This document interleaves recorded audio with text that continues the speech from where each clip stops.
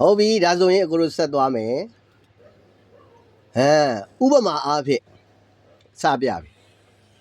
strategy ဆိုတာကမဟာဗျူဟာဆိုတာကိုဥပမာပြောလို့စစ်တိုက်မယ်ပေါ့ငါတို့စစ်တိုက်မယ်ဆိုတာဒါမဟာဗျူဟာပဲနော် strategy ငါတို့စစ်တိုက်မယ်ဆိုတာဒါငါတို့မဟာဗျူဟာပဲဒါဆိုရင်စစ်ကိုဘလို့တိုက်မှာလဲနော်ဘလို့အနိုင်ယူမလဲနီးလန်းနေမစင်စားအောင်လားနီးလန်းနေစဉ်းစားရတဲ့အပိုင်းကိုအခု tactic နီးဗျူဟာတွေလို့ခေါ်တယ်ရောအကမဟာဗျူဟာရပြီမလို့တော့ဘူးနိုင်ငံတော်အဆင့်မှာကြံခဲ့ပြီအခုတို့က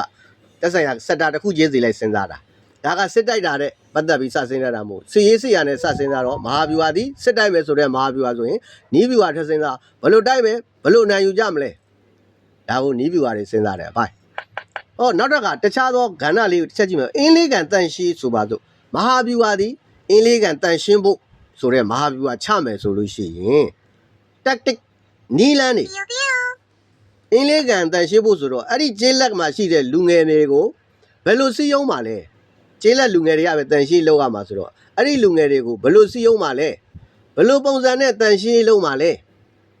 အဲ့လိုနီးလန်းနေစဉ်းစားတဲ့အပိုင်းကို tactic နီးဗျူဟာလို့ခေါ်တယ်အဲ့တော့မဟာဗျူဟာလည်းရှိမယ်နီးဗျူဟာလည်းရှိပဲဆို one set ဖြစ်တော့ကောင်းတာပေါ့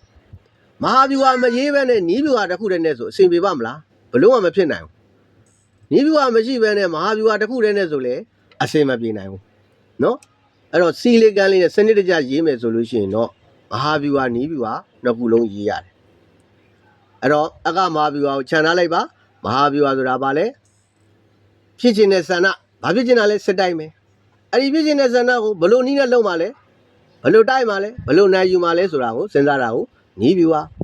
ဟောတန်ရှင်းလုံးမယ်အင်္ဂလိပ်ကန်ကိုမဟာဗျူဟာဘလို့နီးနဲ့တန်ရှင်းလုံးမှာလဲနီးဗျူဟာတွေစဉ်းစားတော့လူငယ်တွေကိုဘလို့စီးရုံးမလဲဘယ်လိုတန်ရှင်းလောက်ကြမှာလဲဆိုပြီးတော့စဉ်းစားတဲ့အပိုင်းကိုနီးဗျူဟာလို့ခေါ်တယ်